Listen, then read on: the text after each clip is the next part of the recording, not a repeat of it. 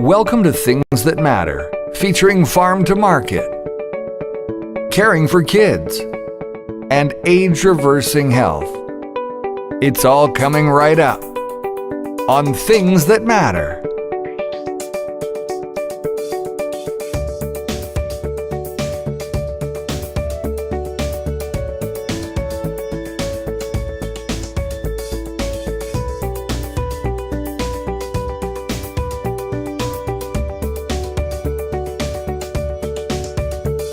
Now, please welcome your host, Carl Krebs. Welcome to Things That Matter, featuring Farm to Market, caring for kids, and age-reversing health. It's all coming right up on Things That Matter. Welcome. Hello to you there. And you are the reason why we are here. And I want to thank you for taking the time to visit with us on Things That Matter here tonight, live. On tonight's show, we have an exciting lineup for you. And as we get into that, we're going to have two very knowledgeable guests talking about the 25% saber rattling from President-elect Donald Trump as he makes preparations to enter the White House. But before we do that, let's get into Farm to Market, and a word from LifeWave. Imagine having no pain, sleeping through the night, having more energy, and reversing the aging process.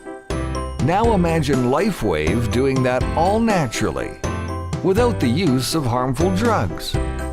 X39 is the most advanced patented light therapy in the world.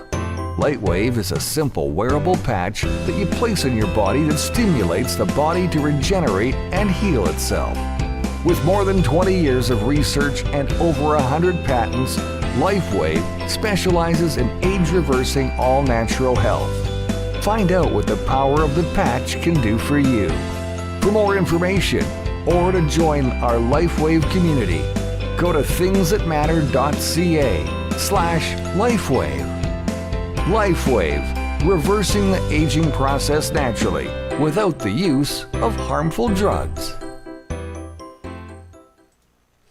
Welcome back. I'm your host, Carl Krebs, and I'm glad that you joined us here tonight. Those of you that are going to watch live, and the many thousands of you that are going to watch afterward. We have a special guest in studio with Harry Siemens and myself on our first segment, Farm to Market. And Cam Dahl is the general manager of Manitoba Pork. He's a seasoned leader in agriculture with a deep commitment to advancing the pork industry in Manitoba. With years of experience in strategic planning and advocacy, Cam plays a critical role in fostering sustainability and prosperity for hog farmers and the broader agricultural community. Known for his insightful perspectives, he is a respected voice in shaping the future of the pork sector. Gentlemen, welcome to the show. First of all, to you, Cam Dahl, for joining us, and my co-host, Harry Siemens, of 50-plus years in ag reporting. Welcome to the show, gentlemen. Really good to be with you, Carl. It's great to be here, and it's great to have Cam Dahl as a special guest here on our show today. Well, Harry, I want to go to you for the first couple of questions, because the basis of our discussion tonight is I guess it's an op-ed that was posted in the Winnipeg Sun. It was written by Cam Dahl, and you also had a hand in responding to that. So take it from here, Harry, and let's see what we can learn from our esteemed guest. Yes. So, well, again, it's great to have Cam on the show here today. I've had the privilege of interviewing him many times, and he's always available. If I send him a note, if he's not around, he says, sorry, I'm on the plane or I'm somewhere else. But at the same time, it's great. So, yes, in November the 8th, just after the election, I did a column in the Winnipeg Sun, and Cam had sent out a column to, as he does every couple of weeks, to all the different rural papers and the papers. And so I happened to have it just when I was ready to write the column, and it was bang on, because he talked about the key things that need to happen after the election of Donald Trump.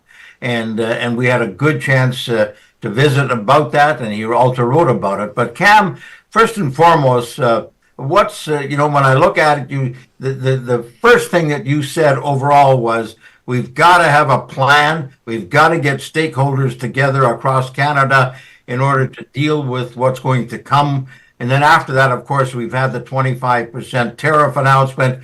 But you said we needed, number one, leadership out of Ottawa. And then from there, we needed to have a united front. Why don't you take that forward and even refer to 3 or 4 of the points that you made? Yeah, thanks, Harry, and you're too kind. But you hit the nail on the head. Protectionism coming out of the U.S. isn't something that just happened on November 5th.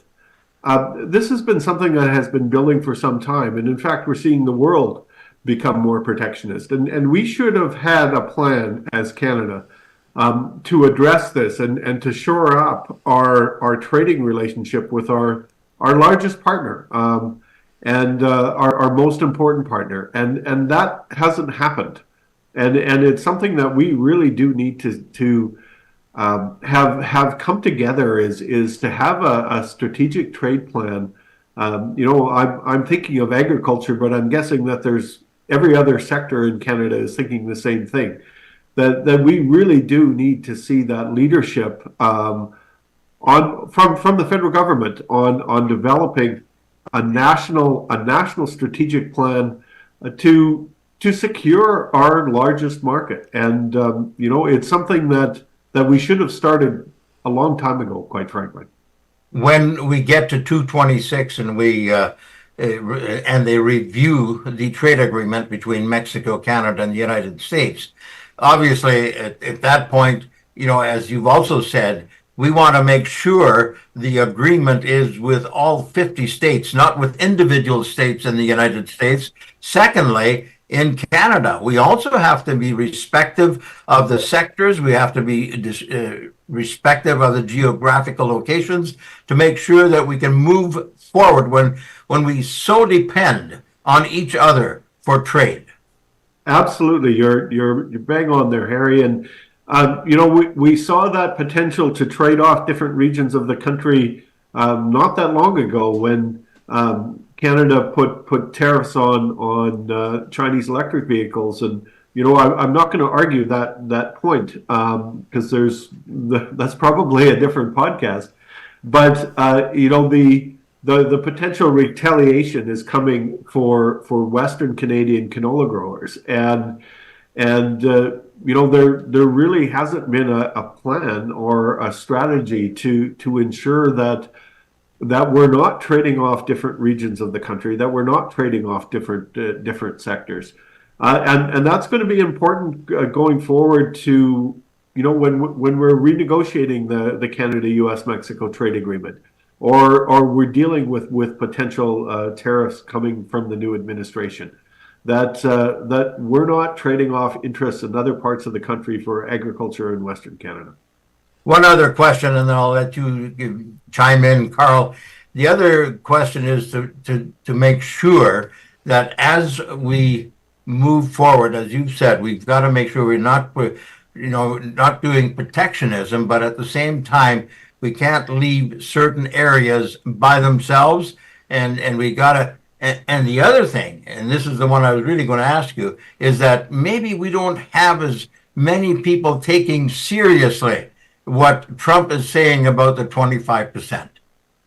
Yeah, I think you're right, and I've heard colleagues say that, oh well, this is just a negotiating position. It may be a negotiating position, but it's a really serious negotiating position. And I think that, it has been clear throughout the campaign for the presidency and the Congress that tariffs are going to be a tool that this new administration uses to protect the interests of the United States.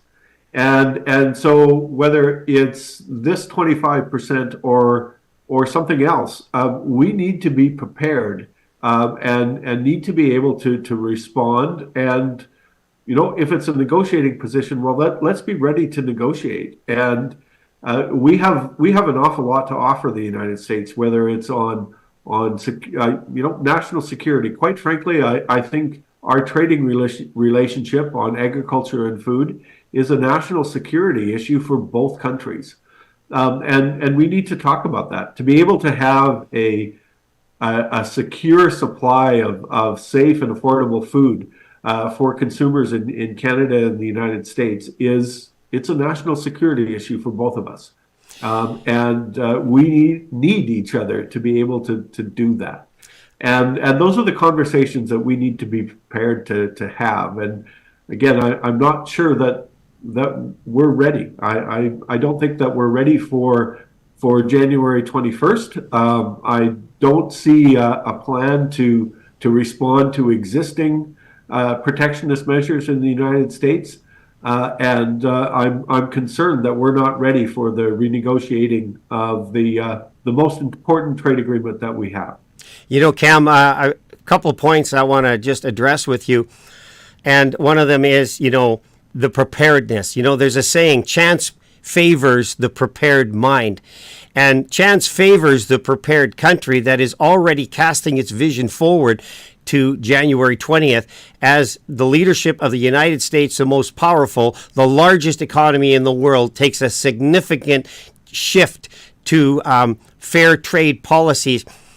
I want you to comment on this, and this is my personal opinion, that somehow there is something very noble in a elected chief commanding officer, as they often call the president, who is going to say, I'm putting American workers first. I'm putting American individuals first. I'm putting the betterment of the country first. And while he's talking tough to his trade partners, Cam, I know, Harry knows, he talks tough to the individuals who are looking to profit by taking their production and their manufacturing and their jobs out of country and then return to the land of the free and the home of the brave and profit off those margins.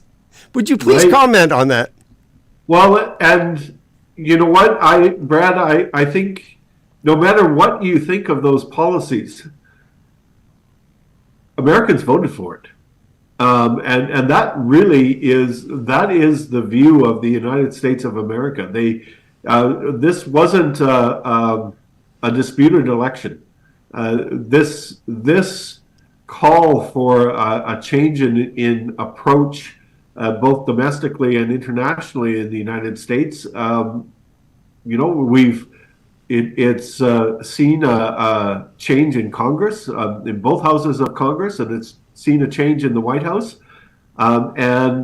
This is what America voted for. And I don't think that we need, no one can say anything other than that.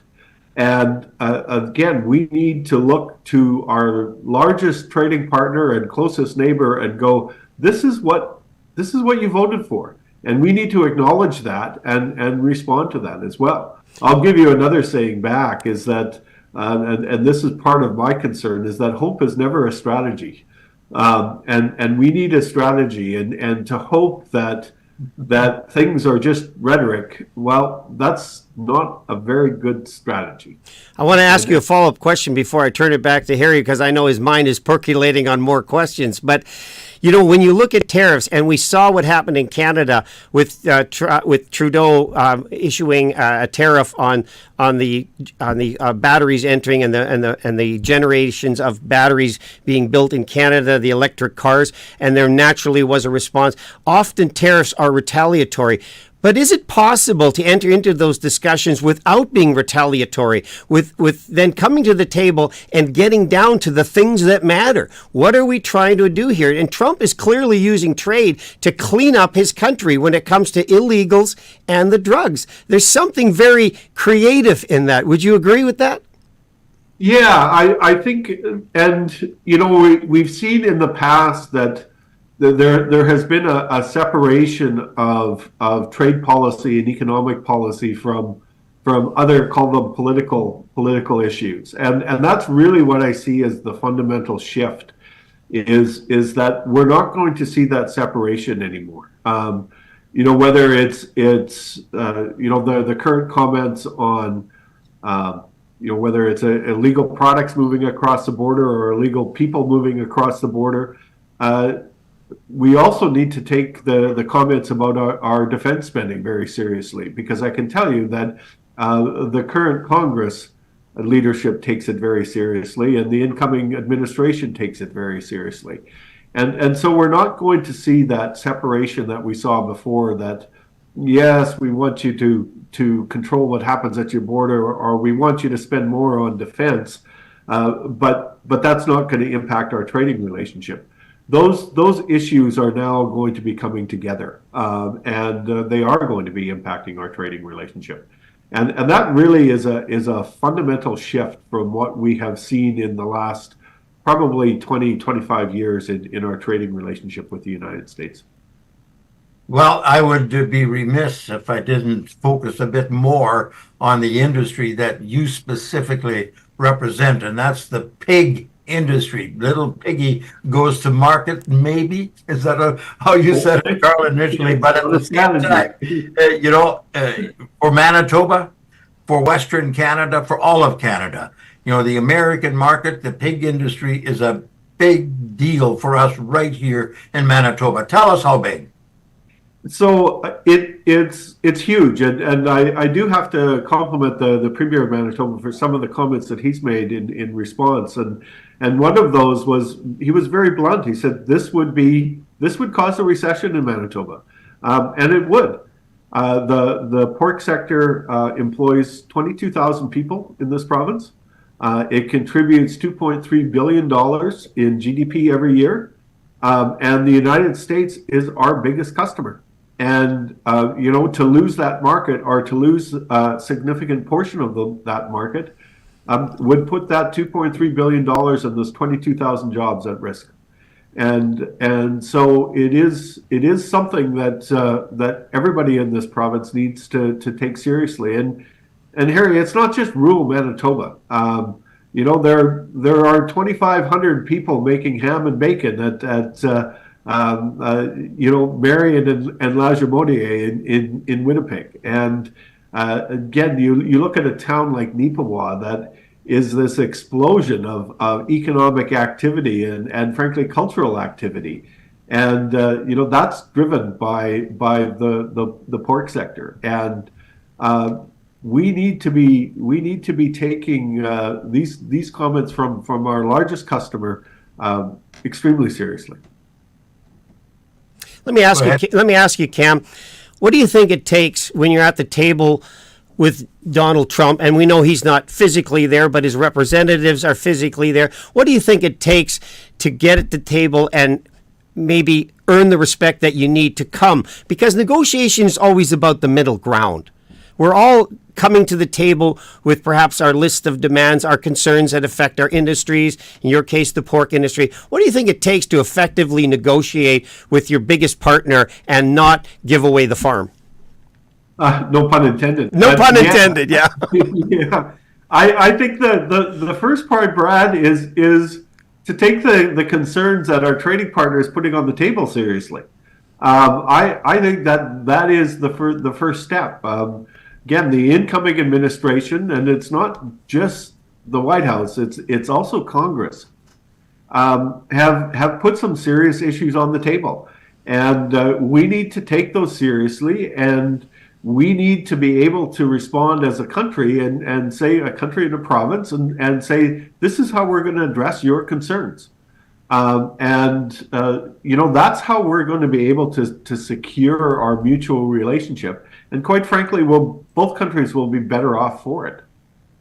When I was on with Hal Anderson on CGOB on Monday, I believe it was, and Tuesday, and he asked me the question, and the first thing that came to mind, he asked, can you look back in history and time that I've covered when something like this has happened before, which really devastated? And I suggested to him that when country of origin labeling came into being, it pretty well devastated the hog industry here in Western Canada. Am I right on that? You are right on that. Absolutely, it is, and the beef industry as well. It was in Manitoba we pay more attention to the pigs maybe, but it was devastating for both sectors in Western Canada especially. And I think in the beef industry, they're basically, they finally recovered in the last 2 years with almost record prices. But I mean, it was a long time coming. It's been 25, 30 years. It's been I have deep respect for people that are still raising cattle in Manitoba, because it's been a long haul. It really has. Yeah. I want to just ask you a pointed question here. In Chrystia Freeland, the Deputy Prime Minister of Canada's response to tariffs announced, and I think she was responding only in the context of 10%, but he upped the ante to 25%, and she said, Canada will be just fine. What does that say to you, as you spoke earlier about having, and Harry talked about the stakeholders at the table, and Doug Ford immediately came out saying, we got to get serious, we got to come together. So what have you heard recently from the other elected first ministers of the representative areas? What have you heard that brings your confidence up? Because I think the confidence coming out of Ottawa is a little lacking at this point. Well, I think, Brad, that really gets back to the point of taking seriously the concerns that our largest trading partner is putting on the table. These weren't random thoughts at 2:00 in the morning. These are serious concerns that we need to be taking very seriously in response to. And that's really the starting point. I think if I'm looking at the response, I'm the Premier of Manitoba has responded very well. I think we're seeing other first ministers, the other premiers take our trading relationship with the United States very, very seriously, hopefully that's going to translate into a national unified response. Again, that isn't. We're not going into a trade war with the United States. This is something that we need to be addressing concerns that are put on the table. We need to take them seriously, and we need to sit down at the table. And that's really what I'm looking for in the response from our elected officials.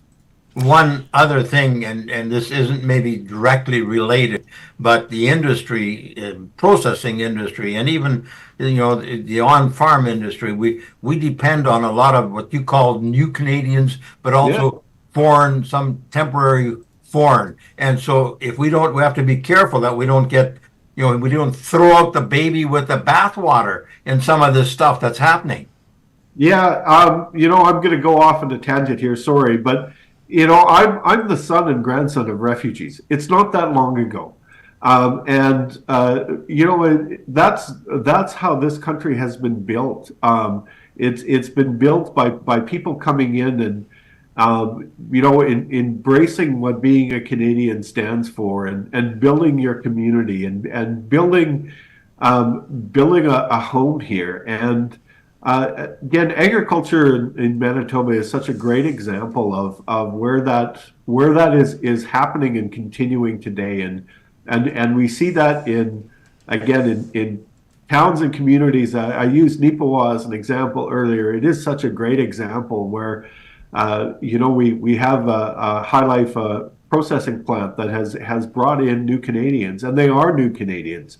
They are here embracing what Canada can offer and what Canada stands for, bring their families and are contributing to the economy and the community and the culture.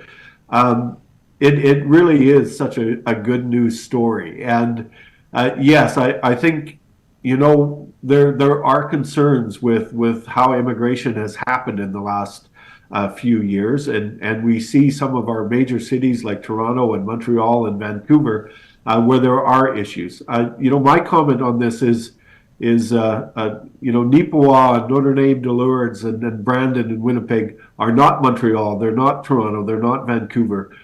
So let's not have the same response that we have for the other places that there are concerns and issues. Yeah, I couldn't agree with you more on that, Cam, and I want to echo your sentiment that to be against immigration is to be against how I came here. My father immigrated to this country in 1954 with very little to show, a pocket full of money, about $500, but a bigger mitt full of dreams about living in a country and making a life for him. And I'm well acquainted with High Life, by the way. As a long-distance trucker hauling in the reefer industry, I've seen that plant grow exponentially in the years. It is a ginormous industry, as you said, and it's heavily predicated on the immigrant workers that come here. A lot of people from the Philippines work in that facility.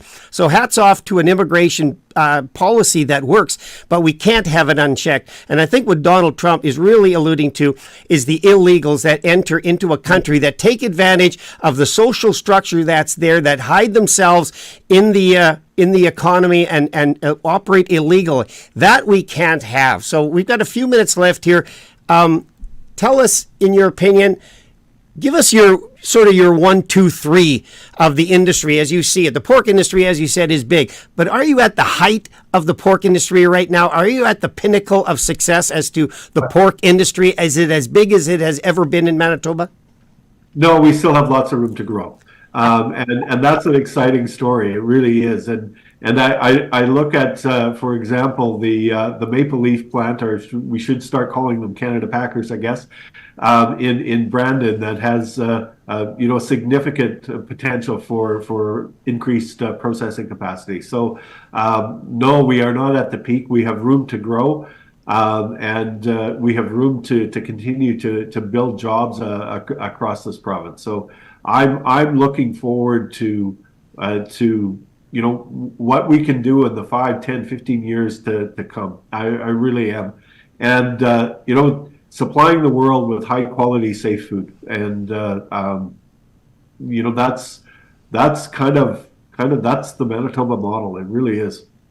Well, you look at Winkler Meats, you take Winkler Meats, Dixon Gould, and the Progressive Group, that are investors in that or own it. There too. I mean, the first half, when the old plant was still there, was almost all employed with Filipinos.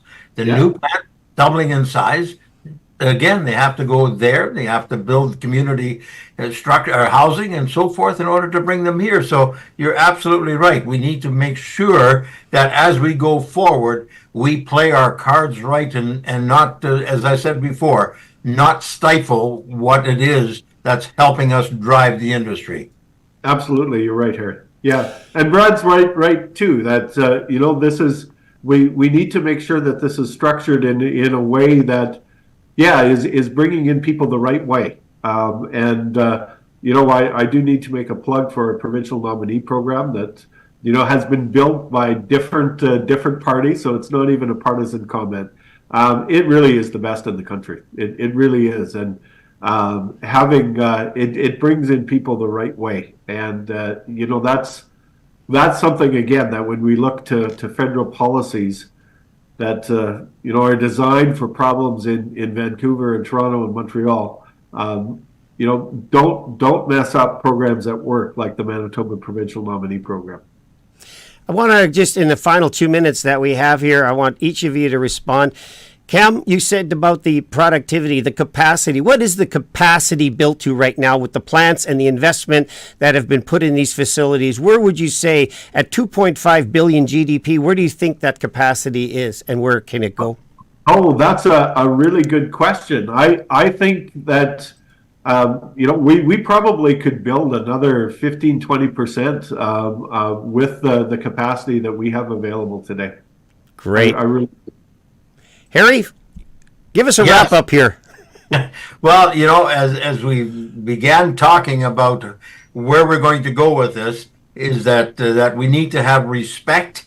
We need to take seriously, because the agricultural industry, and not only the agricultural industry, but we've got far more, dependent on that we have the proper negotiators, we build the team so that we can move forward, but at the same time that we don't give away the farm and throw out the baby with the bathwater as we're doing this, because it's so easy to say, well, I'll take that, before you realize that you're hurting over here. So from my perspective, I really appreciate Cam Dahl, the GM for Manitoba Pork, coming on and sharing his thoughts and intelligence and information on what is actually going on.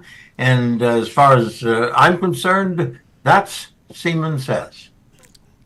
Gentlemen, it's been a privilege. Thank you both for being here.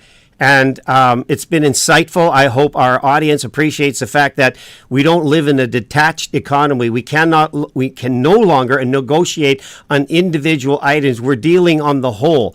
What is it that betters our country but does not hurt another sector of our country? So, Cam, we'd love to have you back here in a little bit as a follow-up, perhaps even after January 20th. Let's see where this goes, but I think we're on quite a ride as we move into our new awareness and our new trading partner. Gentlemen, thank you for joining me. We'll see you again here real soon.